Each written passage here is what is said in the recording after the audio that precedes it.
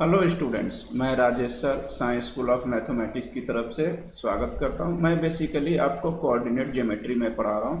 इसमें मैंने बहुत सारे कंसेप्ट पढ़ा दिए हैं और इसके पहले मैंने लेक्चर्स में आपको सेंट्रॉयड और सरकम सेंटर के कंसेप्ट बताया और कुछ बेसिक क्वेश्चन बताएं। अब मैं इस लेक्चर्स में मैं आपको ऑर्थो सेंटर के कंसेप्ट बता रहा हूँ और भी आगे के कंसेप्ट बता रहा हूँ और कुछ क्वेश्चन की भी मैं आपको प्रैक्टिस करवाऊंगा। और अगर आपके तरफ से कोई चैप्टर या कोई टॉपिक्स की डिमांड है तो फटाफट कमेंट कीजिए, मैं उस पर जल्दी जल्दी लेक्चर्स बना के आपको दे दूंगा। और किसी भी तरह का डाउट हो या और भी आपके क्वेश्चन या स्टडी मटेरियल चाहिए तो आप मेरे टेलीग्राम चैनल ज्वाइन कर सकते हैं। उस पर मैं कंटिन्यूसली आपको स्टडी मटेरियल और आपको डाउट क्लियर करते रहूँगा। और अगर आपको मेरा लेक्चर अच्छा लग रहा है तो मेरे चैनल को लाइक करें, सब्सक्राइब करें और कमेंट जरूर से दें कि कैसा क्या लग रहा है। अब देखिए ऑर्थो सेंटर बेसिकली क्या होता है। तो ऑर्थो सेंटर बेसिकली क्या होता है कि ऑर्थोसेंट्रिकल क्या होता है कि परपेंडिकुलर होते हैं। क्या होता है, कोई भी ट्रायंगल्स है उसमें परपेंडिकुलर ड्रॉन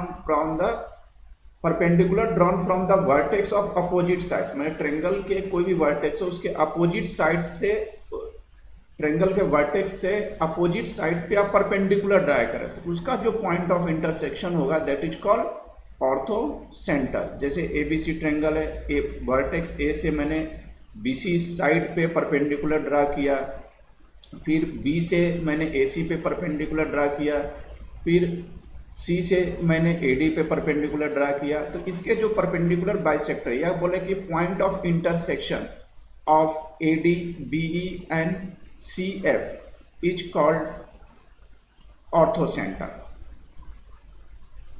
और ये जो मैं वर्टेक्स से अपोजिट साइड्स पे जो मैं परपेंडिकुलर ड्रा कर रहा हूँ this are the called altitude. तो ये आप ऑर्थोसेंटर का सेकंड डेफिनेशन बता सकते हैं, point of concurrency of altitude. Altitude का point of concurrency is called orthocentre. तो बी से एल्टीट्यूड एबीसी से ड्रा किया गया, the altitude of triangle are concurrent, मतलब एक ही पॉइंट से पास कर रहा है। तो point of concurrency is called orthocentre बोल सकते हैं, that is called altitude, point of concurrency of altitude. तो ऑर्थोसेंटर ऑफ ए ट्रायंगल, अब ये आपको पता करना, ओ इसको रिप्रेजेंट क्या करते हैं, ओ से represent, this is the standard notation. और अब इसके कुछ देखिए, अगर मैं, वो तो नॉर्मल ट्रायंगल था, अगर मैं राइट एंगल ट्रायंगल की बात करूं कि राइट एंगल ट्रायंगल में के लिए ऑर्थोसेंटर क्या हो सकता है, तो बेसिकली राइट एंगल ट्रायंगल में ऑर्थोसेंटर क्या होता है, right angle triangle vertex containing the right angle, मतलब जहां पर राइट एंगल बन रहा है दैट इज कॉल्ड ऑर्थोसेंटर्स। मैंने ऑब्जेक्टिव क्वेश्चन के लिए बहुत ज्यादा हेल्पफुल रहेगा आपके लिए। दिस इज द ऑर्थोसेंटर जहां 90 डिग्री बना रहा है ट्रायंगल। अब क्या कह रहा है कि O is the ortho centre of triangle का O आपका ऑर्थो सेंटर हो गया। तो O A B C such that one is the ortho centre of the triangle formed by the remaining 3 vertex में से कोई भी एक आपको ऑर्थो सेंटर आपका बनाएगा। अब देखिए इस पे भी कुछ क्वेश्चन देखते हैं MCQ type. The point of concurrency of altitude हमें से याद रखना है, obviously point of concurrency altitude क्या हो जाएगा आपका ऑर्थो सेंटर, क्योंकि सेंट्रॉइड तो आपका होता है मीडियन का होता है, और सरकम सेंटर जो मैंने बताया वो क्या होता है, basically perpendicular bisector of side का होता है।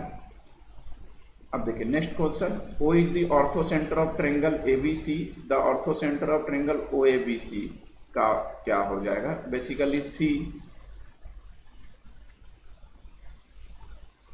अब देखिए ऑर्थो सेंटर, सरकम सेंटर और सेंट्रॉइड के बीच में एक रिलेशन बताता हूं जो कि बहुत ज़्यादा इंपॉर्टेंट रिलेशन है। अब देखिए इसमें वो ऑर्थो सेंटर है आपका, G मान लेते हैं सेंट्रॉइड है, और आपका S जो है सरकम सेंटर है। तो ये तीनों बेसिकली रिलेशंस क्या होता है कि OGS आर कोलिनियर, मतलब orthocentre, centroid and circumcentre क्या होगा, बेसिकली आपका कोलिनियर होगा। सेकंड रिलेशंस है कि जो सेंट्रॉइड जो है ऑर्थो सेंटर और सरकम सेंटर को 2:1 रेशियो में डिवाइड करता है, दिस इज 2:1 रेशियो। मतलब क्या हो गया आपका 3G equal to 2S plus O, बहुत इंपॉर्टेंट रिलेशन है, एग्जाम में पूछे जाते हैं। अब देखिए इन सेंटर की बात करते हैं, आपको मैंने सेंट्रॉइड बता दिया, सरकम सेंटर बता दिया, ऑर्थो सेंटर बता दिया। अब अपन आते हैं इन सेंटर की बात करते कि भाई इन सेंटर क्या होता है। देखिए इन सेंटर क्या होता है कि this is the internal bisector of angle, मतलब इस एंगल जो है एंगल का बाइसेक्टर होता है, that is called in centre. जैसे ABC आपका ट्रेंगल है, अब इससे मैंने एंगल ए का बाइसेक्टर किया, फिर एंगल बी का बाइसेक्टर किया this is the internal bisector of angle B. A B का किया, this is internal bisector of angle B. C से ड्रा किया, this is the internal bisector of C. और इन सेंटर, और अंदर जो आप ट्रेंगल ड्रा करोगे that is called incircle बोलेंगे। उसमें क्या था आपका, सर्कम सेंटर में सर्कम सर्कल था, ट्रेंगल के बाहर वर्टेक्स को टच किए हुए, और इसमें क्या है कि अंदर एक ट्रेंगल ड्रा कर, this is the in circle इसको बोलते हैं, this is the in circle. और ये हो गया आपका सेंटर, इन सेंटर हो गया। अब मान लेते हैं कि BC इक्वल टू ए। अब मालूम है आपने ट्रेंगल पहले पढ़ा होगा कि अपोजिट साइड, जैसे अब जैसे कोई भी आप ट्रेंगल बनाते हैं, ये तो कंसेप्ट पहले से पता है कि आपको ABC, तो एंगल वर्टेक्स ए के अपोजिट जो होता है उसको ए बोलते हैं, वर्टेक्स बी के अपोजिट जो होता है उसको बी, वर्टेक्स सी के अपोजिट जो होता है इसको सी साइड बोलते हैं। तो वही कंसेप्ट यहाँ लगा रहे हैं। तो BC AC और AB अपने ABC मान लिया। अब देखिए, अब AD BE and CF, this is AD BE and CF सब एक दूसरे को पॉइंट ऑफ इंटरसेक्शन है। Let are the angle bisector of ABC के लिए इंटरनल बाइसेक्टर है। अब देखिए, अब इंटरनल बाइसेक्टर है तो AD जो है अपोजिट साइड BC को किस रेशियो में डिवाइड कर रहा है, बेसिकली AB है, AB एंड AC रेशियो में डिवाइड कर रहा है। तो that is BD by DC equal to AB by AC equal to C is to B ratio. अब D डिवाइड BC को किस रेशियो में डिवाइड कर रहा है, अगर मैं इसको ट्रेंगल से अगर मैं बना के बताऊं आपको, दिस इज ABC, ये हो गया आपका AD, this is BE and this is CF। ये पूरा A है, ये पूरा B है, एंड दिस इज ए पूरे डिस्टेंस A से B तक C है। तो AD जो है डिवाइड BC को किस रेशियो में डिवाइड करेगा, basically this AB and AC ratio में डिवाइड करेगा, मतलब BD upon DC equal to AB upon AC ratio में, मतलब C is to B ratio में डिवाइड करते हैं, हमेशा ख्याल रखिएगा। तो इससे क्या निकल जाएगा आपका, D की कोऑर्डिनेट निकल जाएगी इंटरनल बाइसेक्टर से। तो ये D की कोऑर्डिनेट आ गई। अब D की कोऑर्डिनेट आ गई तो उसके बाद फिर उसी प्रकार सबके साथ भी वही होगा। तो I, this is the I divides AD को किस रेशियो में डिवाइड करेगा, B plus C is to A ratio. तो आपके दो चीज़ आपको बहुत अच्छे से याद रखना है इन सेंटर में। एक तो एक कंडीशन याद रखना है कि AD बाइसेक्टर है जो BC को AB is to AC ratio में डिवाइड करेगा, और A आपका इन सेंटर है, और इन सेंटर I जो है AD को B plus C is to A ratio में डिवाइड करेगा। ये दो चीज़ आपको बहुत अच्छे से याद रखना है, तो इन सेंटर के क्वेश्चन इजीली बन जाएंगे। अब इंटरनल बाइसेक्टर के लगाएंगे फॉर्मूले, तो जिससे I का आपका इन सेंटर का फॉर्मूला आ जाएगा। तो सेक्शन फॉर्मूला लगाया तो ये आपका फॉर्मूला आ गया AX1 BX2 CX3 upon A plus B plus C, AY1 plus BY2 plus CY3 plus A plus B plus C। This is the formula of in centre. तो ये आपके इन सेंटर का formula हो गया। मतलब इन सेंटर से क्या हो रहा है, basically in centre of triangle form by, मान लें किसी ट्रेंगल फॉर्म हो रहा है 0 0 ABC, मतलब इस तरीके से आप बोल सकते हैं कि ये आपका ठीक है, वो तो सेंटर है, मतलब इस तरीके से कुछ है। This is the A,0 and this is the 0,B, और ये आपका इन सेंटर 0,0। इस ट्रेंगल से अगर फॉर्म हो रहा है तो इन सेंटर का फॉर्मूला आप डायरेक्ट ये यूज कर सकते हैं, ऑब्जेक्टिव में बहुत ज़्यादा हेल्पफुल होगा। अब देखिए इन सेंटर पे बेस्ड कुछ क्वेश्चन मैं आपको करवा देता हूँ, बहुत सिंपल क्वेश्चन है जो अभी मैंने पढ़ाया है ना उसी प्रकार। तो क्या है कि आप लेक्चर पढ़ने के बाद ये ऑब्जेक्टिव क्वेश्चन खुद करके देखिएगा कि आपको कितना याद आ रहा है। If the bisector of angle A of triangle ABC, BC at D AB क्या है आपका C है, BC क्या है A है, CA क्या है B है। तो D divides in the ratio, तो अभी मैंने बताया था C/B रेशियो में। This is the second option. एक और क्वेश्चन देखिए कि अब क्या कह रहा है कि I is the in centre of triangle ABC। आपका ABC है, अब ये बाइसेक्टर है, I आपका क्या है, इन सेंटर है आपका ट्रायंगल, तो I divides the internal bisector D। This is the B plus C is to A ratio में डिवाइड करेगा। Option should be second. Next question देखिए।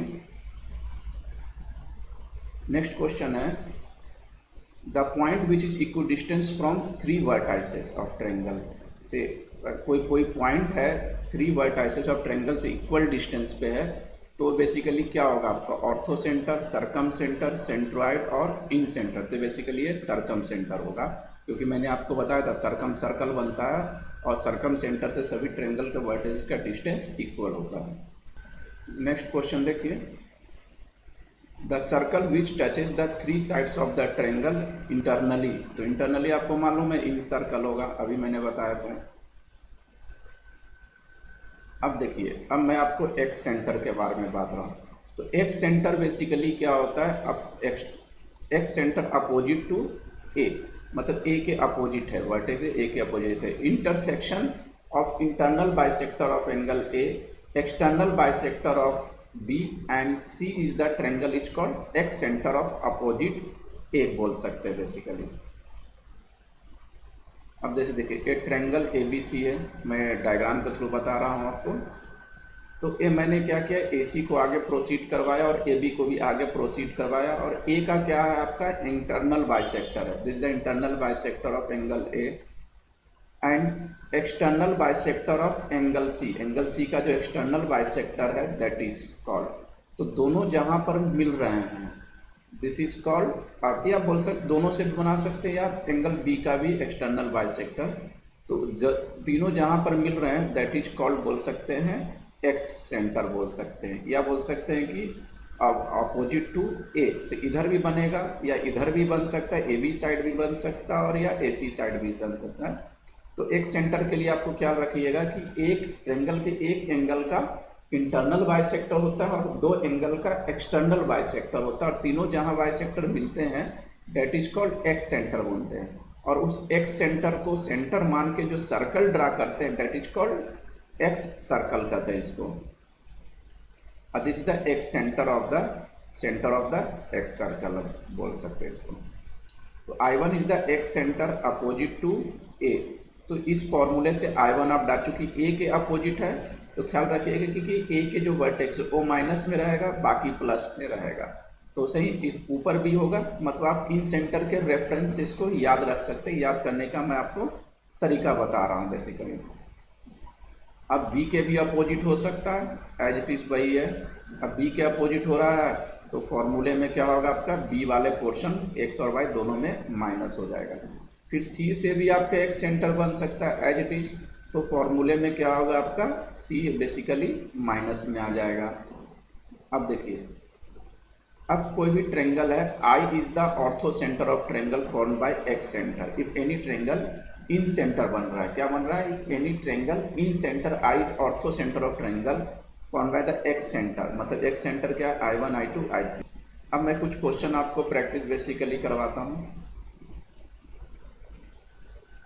देखिए, find the centroid of triangle formed by the point, जिससे आपको centroid निकालना है। तो simple ही है, x1 plus x2 plus x3/3, y1 plus y2 plus y3/3 से डायरेक्ट फॉर्मूला लगा देंगे, ये आपको सेंट्रॉइड आ जाएगा।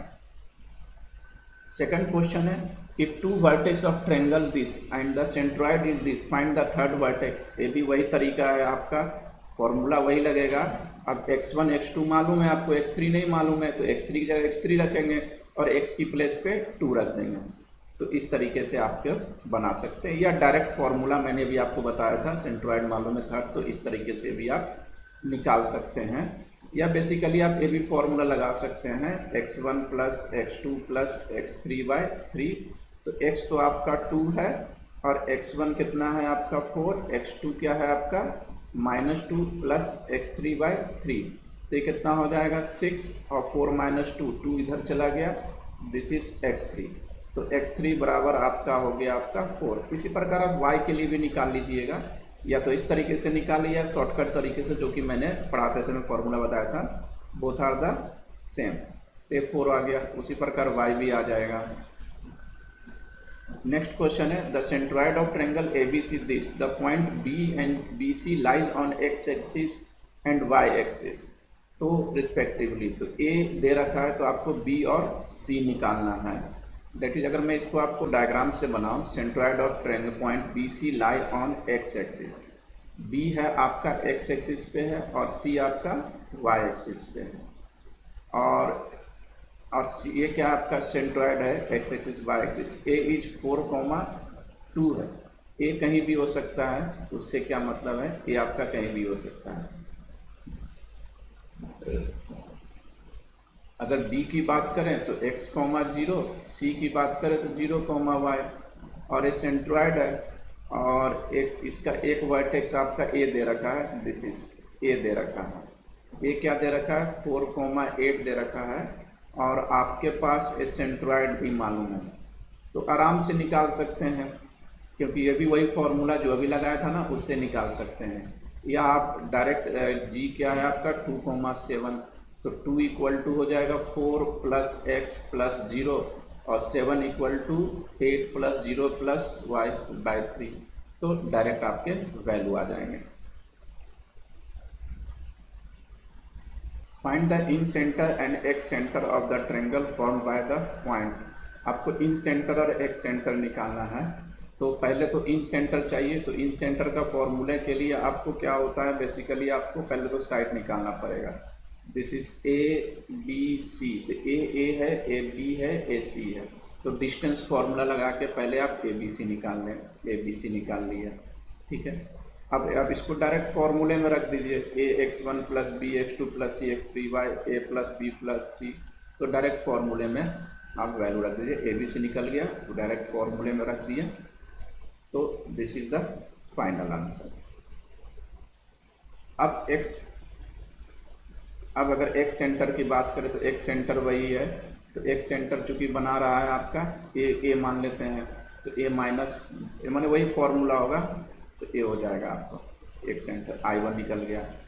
फिर आप एक्स सेंटर सभी का ऐसे कोई पूछने बोल नहीं रहा है कहाँ बन रहा है, तो आपको I1, I2, I3 तीनों एक्स सेंटर आपको बेसिकली फाइंड आउट करना पड़ेगा। तो तीनों 1 by 1 जो भी मैंने फॉर्मूले बताए थे ना, उस पर बेस्ट तीनों आप एक्स सेंटर फाइंड आउट कर लेते हैं, तो 3 एक्स सेंटर आपको मिल जाएगा। क्वेश्चन मैंने आपको बता दिया इन सेंटर एक्स सेंटर, और ये क्वेश्चन मैंने आपको प्रैक्टिस के लिए दे दिए, तो ये क्वेश्चन आप प्रैक्टिस कीजिएगा। तो ये मैंने आपको कोऑर्डिनेट सिस्टम्स के कुछ बेसिक चीज़ बताए हैं, जैसे मैंने सेंट्रॉइड बताया, सरकम सेंटर बताया, इन सेंटर बताया, एक्स सेंटर बताया, इससे बहुत सारे टर्म बताए। तो मैं आगे के लेक्चर में आपको और भी नए नए कंसेप्ट बताते जाऊंगा, और क्वेश्चन की मैं प्रैक्टिस भी करवाते जाऊंगा। इसके साथ ही मैं आपको जो चैप्टर में इधर पढ़ा रहा हूँ उसका मैं आपको NCERT का सॉल्यूशन भी करवा रहा हूँ, तो आप इसके साथ साथ आप वो भी लेक्चर आप देख सकते हैं।